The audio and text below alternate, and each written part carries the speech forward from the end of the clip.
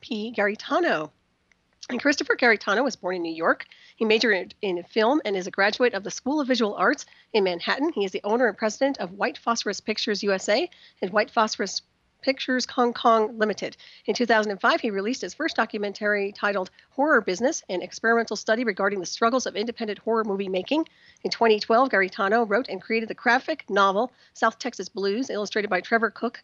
South Texas Blues is based on the true story behind the making of the Texas Chainsaw Massacre, which was serialized in Fangoria Magazine throughout 2012. And in 2006, he set out to make Montauk Chronicles, subsequently creating two completely different motion pictures, which was ultimately completed in the summer of 2014. In January of 2015, Montauk Chronicles premiered at the Philip K. Dick Film Festival in New York and won the Best Documentary Award. His next motion picture is Spirit Chronicles, a unique study of ghosts, hauntings, and life after death. And the Montauk Chronicles, the info on that is the story of three men who claim that between 1971 and 1983, secret experiments were conducted deep beneath the surface of the Camp Hero Air Force Base. Christopher Garetano began his Montauk Chronicles journey in 2006, subsequently creating two different films on the subject matter. The final film, Montauk Chronicles 2015, is a culmination of almost a decade-long investigation regarding the alleged Camp Hero experiments. Christopher traveled around the country to personally interview the men who started this legend: Alfred Bielik, Stuart Swerdlow, and Preston Nichols. His website is mtkchronicles.com, and it is with great pleasure that we welcome Christopher to the show this evening. Hello, Christopher. Hi, Solaris. Thanks for having me tonight. Oh, it's my pleasure. Thanks for joining us this late hour, witching hour. It's great to have you on. I'm awake this late usually. Excellent. Well, it's good to have you on board, and of course, an honor and a pleasure to talk to you as always. And let's fill our listeners in insofar as what you've been up to, but also, if you have not seen the documentary Montauk Chronicles, I suggest everybody do so. And the best way to do that would be what way? How can they access this documentary that you just produced?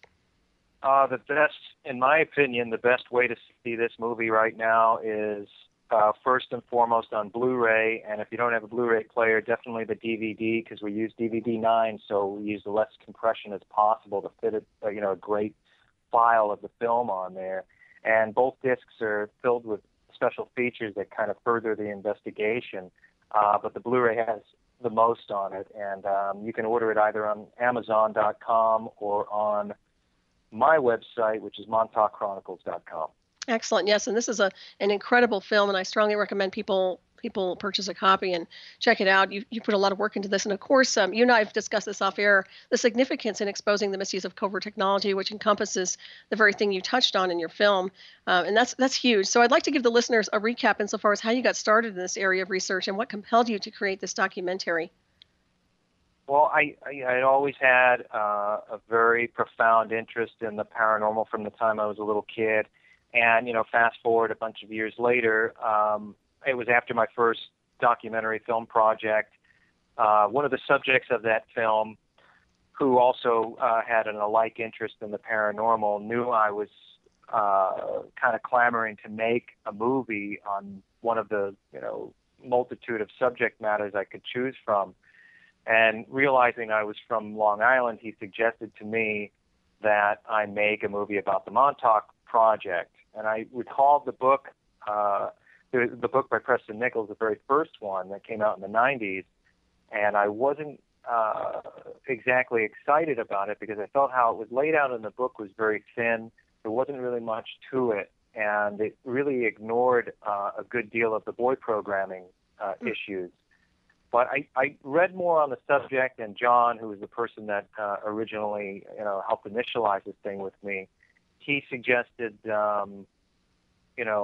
we could get access to these guys, and I think it was that prospect that made me want to go forward and make the first movie. So the idea of going into the homes of the men who started the tale and perpetuated it for over, 30 years, 20 years at that time, really excited me, and to me that was the movie. That's where it all began, because it's mainly an organic process making a docudrama or a documentary, and getting there and hearing these guys tell their tale, and my job is to observe and then capture that atmosphere and moment for the audience. Mm-hmm. And so that was my goal. I wanted to capture these guys seriously telling this tale because you don't see them in the book, of course, and you're reading pages, and it really isn't a lot to it. And in my opinion, I think it's a shaved down and skewed version of what really happened. So I started there. I said, okay, now what can we find? Let's go forward on this journey. I don't know how long it's going to take. It ended up taking almost 10 years in total. And, I made 2 movies. Ultimately, the one that's out there right now is the one I really want to show everybody. Mm-hmm. It's well done. And like I said, it's kind of disturbing, but it's supposed to be. I mean, this isn't a pretty film. Insofar as what they went through was a living hell and a lot of torturous avenues. So you really captured all of that. And of course, when you're talking to these people in person, I mean, I can't imagine anybody making this kind of thing up. I mean, nobody wants to make up a story like this. This is traumatic. It's evil. There's so much. I can't begin to tell you how disturbing it is on so many different levels. I can't imagine people even trying to make up a story like this. And obviously, that came across in the film itself. Yes, very much so, and I realized it quickly. It's easy to assume things when you're seeing things for surface level, and you can just automatically assume, oh, these guys made it up. But you must understand, and I know you do, but the audience needs to understand that this story has been told for over 30 years by these 3 men, none of which have gotten a lot of monetary gain off of it. None of them were rich because of it. I mean, Stuart Swerdlow created his entire expansion from the things he allegedly learned at Montauk, but he works for that. The guy is constantly working and traveling and doing things for it. So it's really not based off of his Montauk story. It's really just the work he's doing. And in regard to Alfred and Preston, they haven't really made a lot of money at all off of this. So my question is, why would someone perpetuate a lie? Wouldn't they just kind of gracefully let it fizzle out if it was a lie? So there's something to it. And there's really not, I think there's not everyone's looking for either a black and white answer, like a yes or no answer to everything. And I don't think it can be explained in that sense. You have to really go back and start doing research on all of this. And then you'll slowly begin to understand. And at first I was like, this didn't happen. This is just a joke, and it didn't happen. But the further I got into it over the years, I started to realize that if you continue to do your research and you contrast and compare the subjects of mind control and the subjects of time travel and creating super soldiers or Manchurian-type assassins to go out and do the whatever bidding the government wants to do to manipulate the populace. I mean, at first these things wouldn't be possible, but if you start to do a lot of research and you start to really read about particular things like MK Ultra or the Tuskegee experiment, or even Sirhan's story, it's like it becomes possible, and then you take it from there. And that's what I did. It was very new to me when I started. Mm-hmm.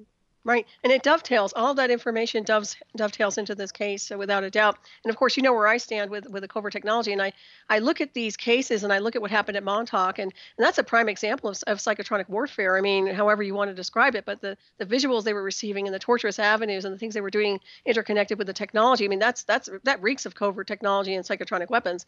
And yet, when I look and I see the description of what they were talking about, I'm wondering how real is real, because it sounds to me like they were using a projection, almost like a type of a holographic projection system to influence the brain and create these false matrices and realities with these targeted beings. I'm not saying that there weren't or were extraterrestrials, but it tells me I do know the technology is capable of recreating that. So it really is very, very, very interesting to see this documentary and look into the eyes of the people that were affected by this program.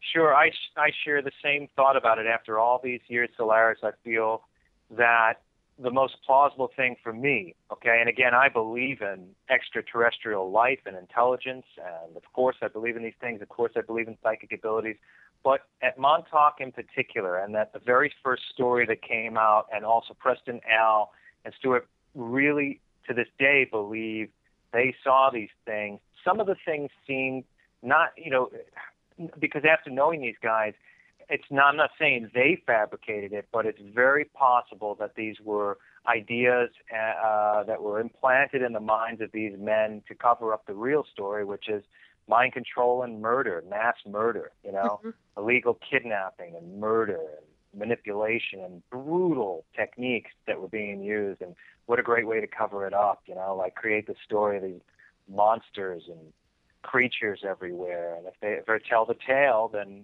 everyone's going to think they're crazy. Right. Yeah, well, that's part of the screen memory, if you ask me. And just for my own assessment, this is just the way I look at things. And I have talked to Preston Nichols before on the phone. I never met Al Bielek, unfortunately, and of course Stuart's been on my show before. But I'm very clear that they were hit with some serious programs insofar as what they were experiencing in visual, the sense around, the type of holographic projection system used, and I don't discount, like I said, there are extraterrestrial races and species, but I think there's something more to it. I think that this is a screen and a distraction. I think all that what they experienced was a distraction because it is about the covert technology, as you were saying. It is about the misuse of covert technology and the insidious programs that have been going on right under our noses here in America and globally. So it's a huge issue. And of course, the idea of so many lives lost, children, disappearing. Nobody knows what happened to them. Nobody can trace them because I guess a lot of these kids were just plain homeless children. Would you say? Or Yeah, well, a good deal of the kids were said to have been homeless children. Now, we're talking about 1971 to 1983. Okay, no internet available to us, no rapid fire cell phone communication that we have right now. So you have to rewind back. You and I can do that, but a lot of people who are, I guess, in their 20s at the moment find it very difficult to do that and understand what life was like back then. So it was easy to go missing and not be found again. Back then, and I think it was the perfect time for something like this. I don't know how well they would get away with it now, but I'm noticing, I feel, residuals of stuff like this right now, which is we have a new shooting every single day in this country, and it seems like a bunch of mind control mix-ups that are doing it, and it just we're just going with the flow with this, and I feel like somehow it's related to these programs. I'm sure you do as well. I mean, it's just nonstop. Oh yeah, I'm 99.9% certain that it's related to ultra low frequency transmissions and a form of subliminal mind control. If they're hearing a dialogue, that's mock radio communication. That would be a psychotronic weapons system, and a lot of people do before they have a breakdown. They get pushed into these episodes. So yeah, I'm very clear insofar as the war game, the psychological war game they're doing with psychotronics and synthetic telepathy, of course. And yeah, it's pretty insidious, I'm telling you. And of course, a lot of people are not, they're not educated insofar as understanding that whole thing. But we're working on it. We're working on helping people get an idea. But yeah, you're right. Everything's going haywire. I mean, I see more and more people losing it, getting pressured into creating and acting out in strange behavioral patterns that are just abnormal. But then there's this thing about screen memories, of course, and also repressed memories that get triggered. And then, of course, a targeted being would automatically start having this alter kick in to do insidious programs. So that's part of it, too. And, of course, you'll never hear it on mainstream. Go ahead. Well, it's weird, going back to 2006 when I started this, I still, it was very new, like even the Montauk project itself. Yeah, the story was around for a little while, but it wasn't nearly as popular as it is right now. Now it's, Hollywood's making a new TV show regarding these experiments, even though it's going to be watered down and shaped for family audiences, and rightfully so on their part. That's their job. That's what they do. But I'm just saying now it's becoming part of pop culture. But in 2006, it was really still kind of fringe element, and I heard of the book, of course, but it wasn't a very popular thing. It was still a mail order deal, and it wasn't in all the bookstores, and it wasn't a #1 bestseller. And I watched this thing grow over a decade, and it's pretty crazy. But at the same time, I also watched the zeitgeist change. It went from only understanding a few terms and hearing them from one guy to now, because of the internet, all these people are interconnected, and all of these things started to be, the ideas of mind control and being implemented were, they're ages old. I mean, we could go back to early science fiction. Right. But it's so extreme right now because we didn't have, 15 years ago, there weren't people wearing Guy Fawkes masks trying to fight the governments of the world and all these other things. I mean, this is a really huge deal, and I watched the whole thing unfold during the time making this, and I feel that each of these ideas should be taken with caution, because I think there's a ton of disinformation out there as well. But I do believe in a lot of it. I had my own experience with it. So making this film has been a very long journey, and many different emotions, going back and forth, believing it, not believing it, being terrified, being paranoid of it. Because essentially we have a story of children being kidnapped, brought down to this base by some really bad guys, and murdered during the process of some heavy experiments, implanted with mind control, and there's a multitude of stories that come out of here. And my question is, how do we find the real story, the true story? Is it all true? Is it partially obscured by implanted ideas of monsters, or is it a total lie? I'm leaning towards the second, because I just feel like some of the ideas in the story, especially towards the end, where, Montauk Day, October 12th, 1983, the three men got together inside the motel room, number one, in the Memory Motel, and decided to crash the project, and then the project was crashed. It just seems like the crescendo at the end of an adventure story. It doesn't seem real to me, because I have a lot of questions about, okay, I believe these guys were part of some program, but if you were part of a government program like that was so covert, and even Alfred and Preston said they didn't get in through the town, they got in through a train that went from Brookhaven Labs over to Montauk, so there's some contradiction. Mm-hmm. But then at the end of this story, they say they had a moment to get out, go all meet together in this motel room in town, and then come back. Now, if you're part of a secret Black Ops program where there are aliens walking around, okay, there's time travel experiments, they are not going to let you go get a cup of tea without supervision. They're not even going to let you go to the bathroom. You're going to be watched. Right. So I don't see how they got out and got into the Memory Motel to plan this little, sabotage.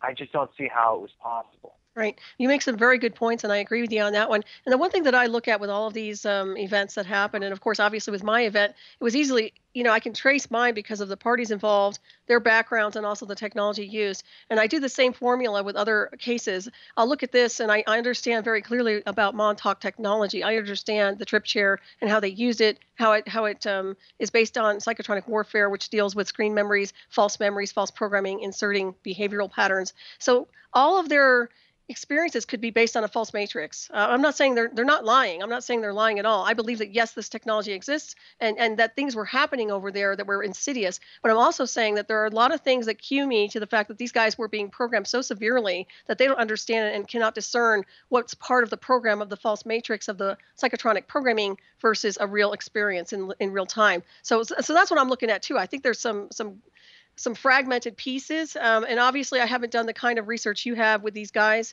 Like I said, I didn't meet them in person. I only talked to them on air one time, and of course another fellow on the phone. But I think you make some really good points, because I've talked to a lot of people who claim to have been at Montauk besides these guys, and they sound absolutely off the wall, without any disrespect to any of them. They sound like, I understand the program and I get some of the visuals, I get that, but there's something going on. And if they can't decode the fact that they're being hit with this program that's lying, deceiving, and programming them, I don't know what to say. But I see it. I see it very clearly. Sure. It's the only issue I have. I believe there was of course, that there was a program there for sure, because it's almost identical to a lot of the things that were being conducted at MK Ultra, and if our secret factions of government were capable of those things, then why would you put it past them to be capable of this? Right. And it just seems like if I personally were the guy or the guy heading the group that started the Montauk Project, I would come up with the idea to conceal the project by implanting ideas in the minds of the victims and the workers that there were all sorts of crazy things happening there, that if they ever went and told the tale, that no one would believe them. So that's what I'm believing happened. On the other end, if you remember in the movie towards the end, I spoke to a man who asked to be called James Bruce. And he claimed he was part of an offshoot of the program later down the road. I believe 100% that he believes these things happened to him. I've been around him since he contacted me in December of late 2013, and you just can't shake the guy. He is that guy. He really believes this happened 100%. And even in 2006, when I met Al Bielek, I went out to Fort Myers, Florida to speak to Al Bielek. And these are little points I started to remember, because I didn't dismiss everything they're saying, and I'm not saying everything they're saying was a hallucination, but Al must have brought up about 3 different types of technology that include the Leviton train, the fast-moving train that's supposed to get from New York to L.A. in 3 hours or something. He said that there was one of those that would go from New York City to Montauk or New York City to Brookhaven Labs. And at the time, I was like, okay, this is all science fiction. Al had so much to say that day.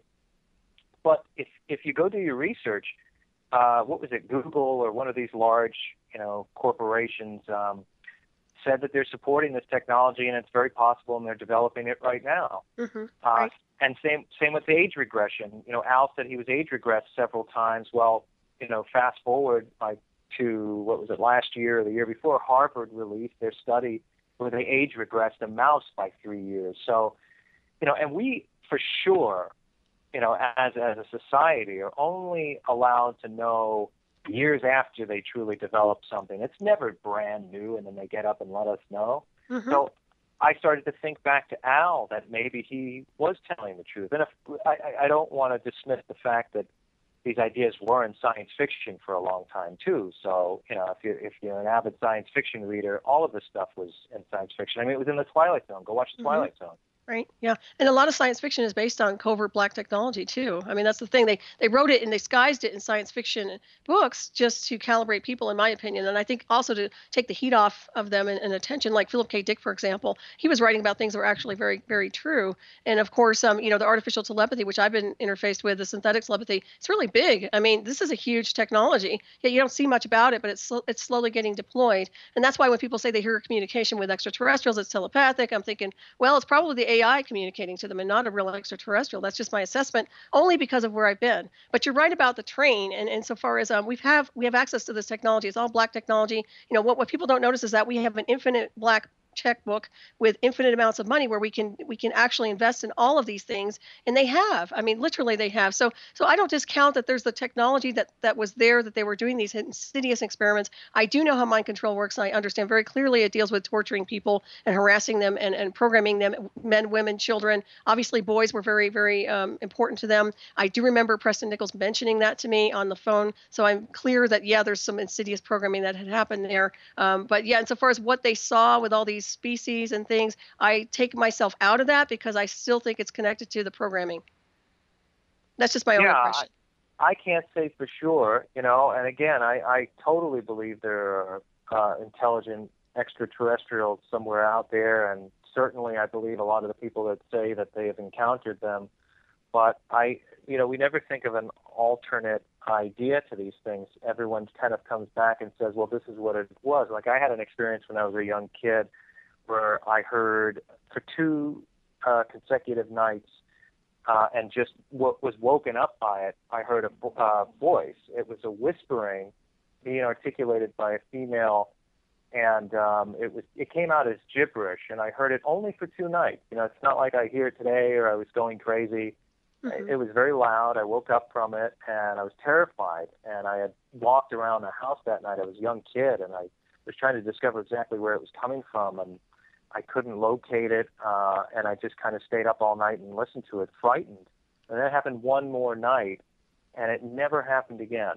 Mm-hmm. And I know it happened. I was wide awake. I was not dreaming. I was not sleeping. I wasn't crazy. I tried to think of a million different reasons. The first thing someone would say is, I heard a ghost speak to me. Mm-hmm. But it could have been something else, and I just haven't been able to. I know it was not something normal, I can tell you that. It wasn't a radio, and it wasn't anything that would be obvious. It was something very strange, right. And I still can't put my finger on what it was. Right, and it seems to me like children are more sensitive on a natural, clairvoyant, telepathic level, which tells me that chances are it was probably a natural telepathic communication that you were picking up on psychically. Nowadays, it's all mock radio communications. I mean, there's so many sweeps being done with covert satellite-driven technology that people who say they're catching these EVPs, they're saying, oh, we're catching ghosts. I'm almost 99.9% convinced that they're not. They're actually capturing a mock radio communication system, covert.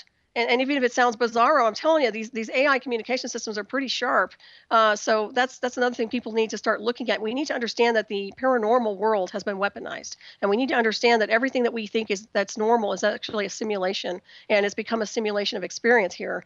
And that's the one thing I've noticed: the natural world has faded. And you and I grew up in a world where it was mostly natural. I mean, thank goodness for that. And I see it now, and it's just like everything is it's just like a simulation. It's sometimes it feels like it's just a holographic projection system running. So that's sure, and it's going to continue to head in that direction, and it's mm-hmm. going to move exponentially. You had mentioned something too, like other things that people may have mistaken in the past as like a haunting or a poltergeist. Well, you know, I'm sure you're aware of the entity case, right? Mm-hmm. There's Carla Moran or Doris Piper. Right.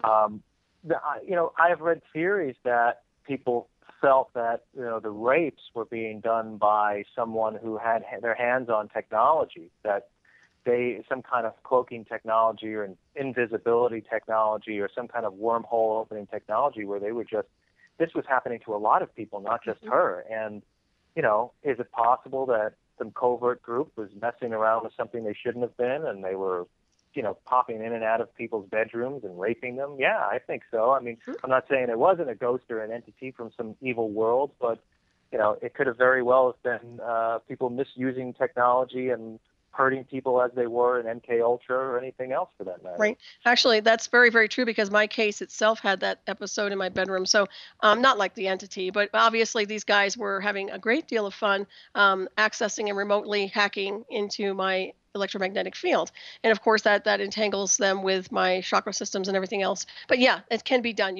Remote brain hacks, remote access on a target, molestation, sexual programming. That's how they get their monarchs too, by the way. They have this conditioning program that they use, of course, with artificial telepathy and a handler, live feed real time, where they'll program the target and repetitive programming till the target either snaps, breaks, or complies. I mean, this is something that's been going on for a long time. So yeah, now it's really interesting when we look back at these cases, and now that we understand what the technology is about, we can really kind of decode insofar as, well, maybe it wasn't a spirit or a ghost. And maybe, I mean, I'm really looking towards this black technology program as being the main culprit behind a lot of problems we've had on and across the board here on the planet, and not a spirit or ghost, to be honest with you. Yeah, why would a spirit or ghost who's now crossed over to another realm want to rape a human being? I don't know. I mean, maybe I couldn't answer that question, but you know, but I'm just saying it seems like the behavior of a human that's doing these things. You know? Yeah. And they say, yeah, you're right. I mean, they say that there's demonic possession, and I know electronic possession, which can mimic demonic possession. So there are a lot of things that people don't understand. I mean, the Vatican, I don't even know if they're up to speed. They want to exorcise people, and I'm thinking, well, do you understand psychotronic programming and electronic possession, because it mimics the exact same thing? Are you going to look for implants? Are you going to scan for the technology? Or are you going to hide it because you want to convert everybody? Which one is it, folks? Because I know that's what they're up to, too, and I don't want to get too passionate here. But I'll tell you, I do understand that these guys who are up on high levels of high positions in power and the illusion of understand very clearly that we have technology like this. And they'll use it to their advantage. There's no doubt about it. Well, the next question is, and in addition to, I told you about some of the film projects I'm developing earlier, but I'm doing a follow-up to Montauk called Ghosts of Montauk, and I want everything we're discussing tonight, you know, to be incorporated into that, the topic, you know, topically, because I feel like, okay, what's the next step? Now, I got past the legend. I told the legend in Montauk Chronicles, where I allowed the men who originated this fairy tale to tell it right in the film. Well, the next logical step is to now, I would try some sort of chemical investigation, you know, a scientific investigation to the best of my ability, but I doubt we're going to find any hard evidence. There is one paper trail possibility that I have right now that I'm going to go after. The other one, though, is to now, okay, what do we do as people? If you believe that this stuff's really happening, what do we do? How do you fight it? You know, do you start, is it just within? I mean, I think it's a good thing that people's minds are opening up to these concepts, and then very seriously, too. I mean, you know, think about the amount of these wonderful radio shows that are out there like this one, and all the people talking about it. You know, with such a mass amount of people comes a mass amount of, you know, fabrication, too, sometimes. There's a lot of liars involved. And I think you just have to kind of stay neutral to the best of your ability. But in regard to your own experiences, don't ever change your mind about what you know happened. You know, that's how I feel. Oh, I mean, no absolutely. matter what anyone tells you, you know what happened to you. I know what happened to me. I know what I heard that night. I just don't know exactly what it was. Right. And the thing is, with me, I mean, I was determined to find out what the technology was, right down to talking to the developers of the technology and other people, and also looking at the background of the handler and everything else and his access to the technology. So I'm very clear insofar as what's going on. I will not bow down or change my information to accommodate a liar. I'm just not going to do it. But I will tell you the one thing is education. Yeah, you're right. It's radio shows like this. It's radio shows that we hear across the board that are focusing on removing and exposing the misuse of covert technology, which deals with everything we're discussing here tonight. Some of the things that we can do to it's basically awakening people, addressing it to DC really doesn't do much because they're using it for their covert intelligence program. So a lot of that's going to get swept under the carpet. But I will say, I always go after the technology. That's where I'm at. I'm like, okay, you guys want to play like this? You're gonna victimize people with targeting them with artificial telepathy and all sorts of abusive remote access and ruining their lives and scrambling their brains with EEG cloning and heterodyning. Then I'm going to find a technology to counter that and to block you guys from accessing me and anybody else like me. And that's how I deal with it. And I agree. Yeah, I think that's exactly how it should go down. And I mean, if these things are, and I believe they are out there for sure, because I see so much happening, just like, so I believe all the things you're saying, and I've experienced it myself too. So, resist, do the best you can to resist it. Don't accept it, especially, don't just take it as a fun, role-playing fairy tale, and I mean, obviously this is intended for the audience. Yeah, these things are entertaining and exciting to listen to. But if we're talking about mass murder and we're talking about mind control and it being implemented now on us, something has to be done about it. And, I think what you just said was the greatest way to deal with it. Now, how do we develop a technology to deal with it? I think the cat's out of the bag right now. There are just too many people discussing these possibilities. I don't know how they're going to hide much longer. I don't think we're going they can. to figure it out. Yeah, we're flushing them out. There's no way they can run anymore. The problem is they have money and infinite bank accounts to cover their tracks, so they can say everybody's insane. Well, that the insane card doesn't work anymore when you're dealing with scientists that can prove and disclose this technology. I've talked to the scientists and the developers. Robert Duncan is a perfect example. Dr. Duncan, who's dealt with and created psychotronic warfare programs for the government. Other people who are, I can go down a list of guys that I've talked to, and these are people that I could probably get to create some kind of a counter to the technology. However, that would put them on the mark insofar as putting them in jeopardy. And we have to be really careful with that.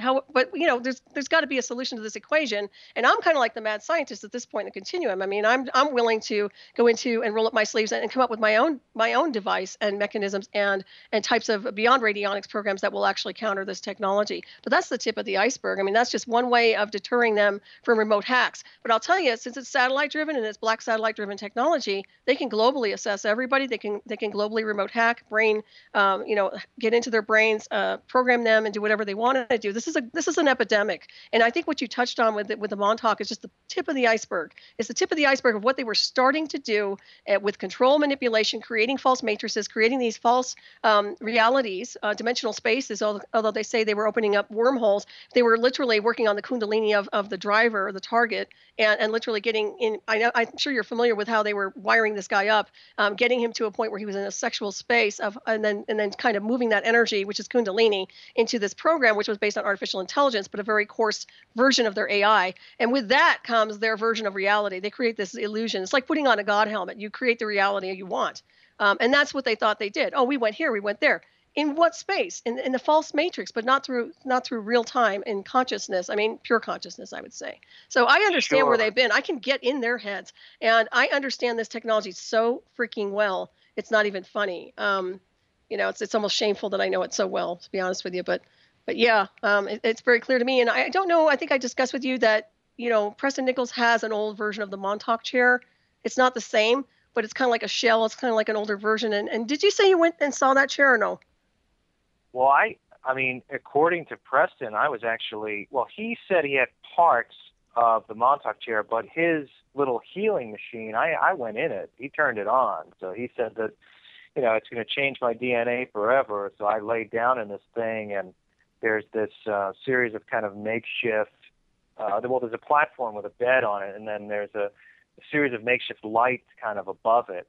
And he'll turn on like Jimi Hendrix or the Doors or something, and then all of a sudden, in my case, he put on the Moody Blues, and apparently this heals you and changes your DNA. And he said it's a derivative of the Montauk chair technology. Mm-hmm, right. Yeah. I think I remember you kind of touching base with me on that before on one of my other shows. And it's interesting because when I spoke to him and I was on Maui at the time, but he invited me up to Cairo to check that out. And my lawyer said, don't go. And that's because I was being hit really hard with the program. And I was too compromised at the time. And he didn't want me over there with this guy. He didn't want him touching me. He didn't want him programming me because I had too many handlers and people already like on my radar. So, regarding Preston, Solaris, here's something I've observed, and you see it in the movie, is that when Preston, here's the deal. When the story first came out, it was this, whimsical, wondrous science fiction story. That's what it was fabricated as the very first book. Left out all the murder and kidnapping and beating and rape and everything else that happened. Mm-hmm. So when confronted, and I like Preston, and he's very honest about how he feels. I mean, you see him in the movie. He's confronted. He's very uncomfortable, when confronted about the Montauk boys, and literally yells at me in the interview, what would you do if you had guns pointed at you? At the very end of the interview, he said, I would go back, because Preston's interest in this world is in technology. Mm-hmm. He does not regret it. Okay, he could turn around and say, hey, I was controlled, I regret it, I partook in the mass murder of hundreds of thousands of kids. No, what he's saying is, I would go back and do it in a second, because I got to use and be part of and create technology that most people will never even know. And this is a man who grew up on science fiction, who loved it, was probably an isolated kid, was really into technology as a child. And it was his dream come true to be at a secret base doing all these really awesome things, Mm-hmm. And that's his perspective. I mean, and he's very uncomfortable when you confront him. Well, what about all the boys that were killed? And he gets very uncomfortable about that. And mm-hmm.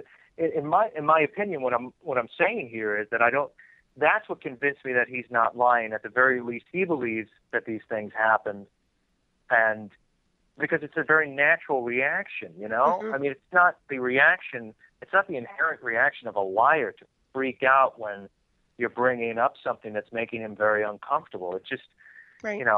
It just doesn't make any sense.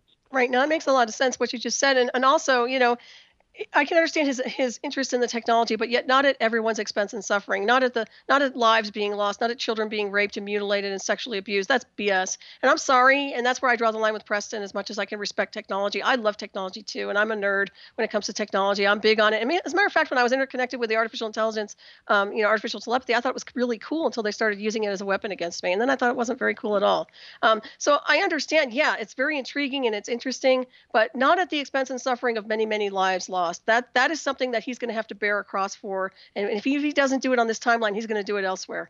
These children are dead. The people that are running the show, eventually it's going to be, it was already at your expense. It's going to be at everyone's expense. Exactly. This is what I mean. I don't think he understands the damage that's been done. And I mean, I'm not trying to punish this man, but I will say the damage that's been done due to the duress of the programs that they've launched at children, men, adults, whoever, has created a rippling effect that they are going to have to really clear. And I'll tell you what, man, I don't think it's going to be a picnic for them when they transfer out. I really don't. You are accountable for your actions on every timeline. You are accountable for your actions on what you do here. And this is why, I think some of us just have a moral compass. We're good people. We do the right thing. It wouldn't occur to us to go after somebody and harm them with weapons like this. But other people are insidious. They're driven by money. They want power. They want the illusion. Oh, it's cool to be in the black space program. Well, I like the black triangles. I think they're cool, but I'm not going to go sit there and, ruin people's lives to get access. I mean, you have to draw the line somewhere. No, well, I think, first of all, I agree with you. And I see science fiction writers have always, in my opinion, as you know, have been prophets. Mm-hmm. Stephen King wrote this really interesting book called Cell. I don't know if you ever read it. And it regards an incident that happens out of the blue one day where a signal is shot through anyone that has a cell phone, and it turns them into these raging, murdering, crazy people that just run around and kill each other and kill everybody. And it's just one big chaotic thing. And in the book, King never tells us exactly where it came from. But then there's a small group of people that try and band together and try to reverse the signal that was sent out to make everybody do this. And I think, just in line with all the other prophets of science fiction, that's a possibility. Like something like Cell could happen, because in a way it is. If you look at all these shooters that are running around, this might be like, the test. They're testing it on a bunch of random people, but it seems to be happening once or twice a week now, which is no one's doing anything about it, because I don't think they really know how to do anything about it. I agree with you. But this might be leading into one mass thing, and I would be worried if I were anybody. I'm worried about it after being immersed in the subject matter for this long. If they can do that, trust me, they're probably working on making this a mass attack. And I don't mean to sound paranoid, but if you're going to believe in any of this, you need to believe in it as if it's a detriment to your life. Right. Because, if 100,000 kids were kidnapped and murdered by these people, and if people can be mind-controlled enough to just go out and shoot once or twice a week and kill random people, rest assured this is all leading somewhere. Oh, absolutely. No, you're right on. And also the cell, they can easily triangulate a target. They can distribute transmissions and signals in ultra low frequency, and they can actually piggyback on the ultra low frequency to higher frequencies and create all these neural episodes in the brain. Remote brain hacks is what we call them. But yeah, anything and all of it can be done by remote and through a cell phone and also through computers. Anything electrical, but also the brain, and the body is electrical, so they can hijack the electrical circuitry in the body, which is what happened to me in 2004. So yeah, they can do this. And this is also what's really disturbing about this, Christopher, is that it is a remote assassin program. They can actually kill the target. They can remotely stop people's hearts, cause aneurysms, strokes, cancers. They can create cancers through the frequency, depending on if they want to heal somebody or harm them. They can upgrade their own personnel to super soldier status. This is an unstoppable technology to some degree. It really, really is. And I've tried out the technology, and I know what it's capable of. And I'm telling you, man, if they don't get a grip on this and they start deploying it with no respect or courtesy to anybody on the planet, I think people are going to be in for a big, big, nasty ride. So my question is to you: how do we prepare ourselves for something greater that might be coming down the road? Because it's gonna stop on, they'll stop on individuals, and even Preston and Stuart and Al all said that this was initially a plan to ultimately get mass mind control into the population. Right. I think the biggest thing you do is fight fire with fire. In other words, you find their weakness and you find their firewall and you take it down, without sounding like I'm starting a revolution. But I will say point blank that you have to come up with devices and technological ways to block, first of all, any type of access to you or your home.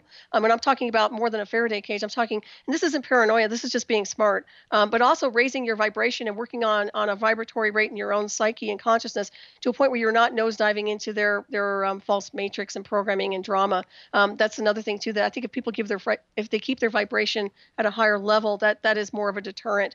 Although they can pull people in, but if you're stronger mentally, physically, and spiritually, it certainly gives them a hard time. But now that I know what the technology's like, as soon as people start to get hit with that program, they need to kick it out immediately. Don't even give it a chance to interconnect with you. It's like a tentacle. Once it gets in, it starts to control and manipulate. So you have to not let the tentacle access you.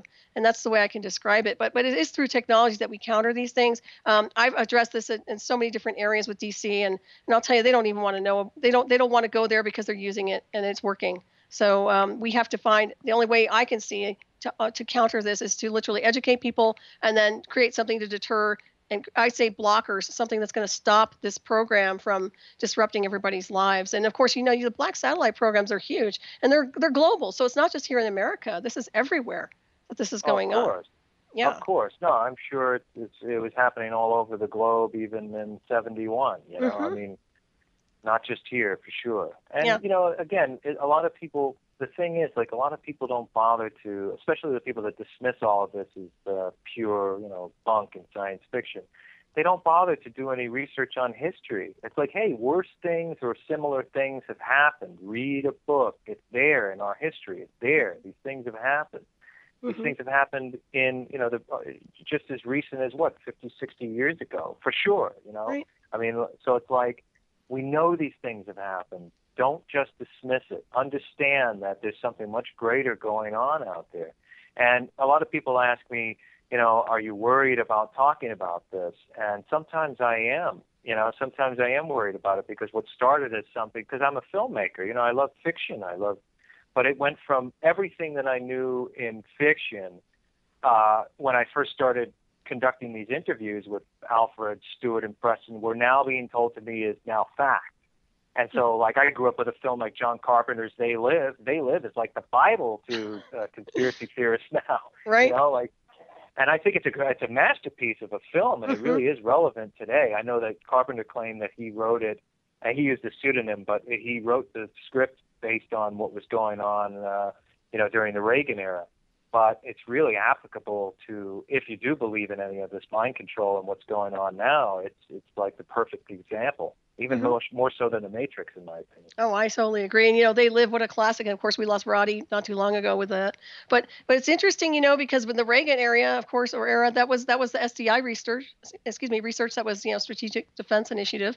So that's already been, people said that went into nothing, but it actually went black, and then it's being used. I mean, it's part of the artificial intelligence array system. So it's not just about blasting other satellites out of the sky and trajectories. This is about global manipulation and global domination at the personal level, at the brain level, at the psyche level. So people need to look at that. I think they call the Jade Helm thing too. It's the AI that they're talking about, mastering the domain, mastering the human domain is what they're calling it. So just give you an idea. I mean, you seem very well versed in this. I mean, where is it going next? Well, the artificial intelligence array system is where it's going next. I call it the black umbrella. It's literally about mass mind control and manipulation and control. In other words, when you get interconnected with this artificial intelligence program, if you don't comply with the program, which I call the electronic god, it will take you down, or it will brainwash you, or what they call re-education centers, like they used to do in the old days, are now going to be entrainment centers where you don't have to leave your house. You will be entrained by the program, the artificial intelligence program, that will be heterodyning your brain and programming you into a repetitive cycle of belief systems and thoughts and false memories and everything will be false. Erasures will be taking place, inserting memories and taking out things. So that's what they do. That's what they specialize in, and they're good at it. I can tell you because I've been there. I understand their technology very well, which is why I testified in 2006 against it. It's insidious.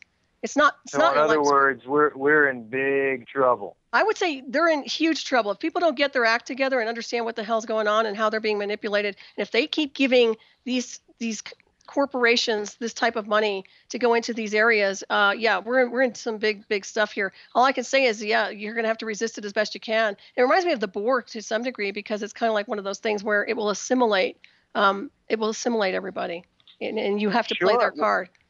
Well, again, the prophets of science fiction, and it's strange because, again, I was okay with listening to Alfred, and I was okay with listening to Preston because it was easy because of the environment and the aesthetics. Those guys lived alone. They were hermits. They were a little kooky. But when I got to Stewart's place, he was talking about all this years ago, and that's when it really hit me. And I think I experienced somewhat of a paradigm shift because I was scared. Right. I was like, because I believed him, because I got there and I was like, wow, wait a second. This is making sense to me more so than anything has. And exactly. I really felt ill for a while. I felt very sick.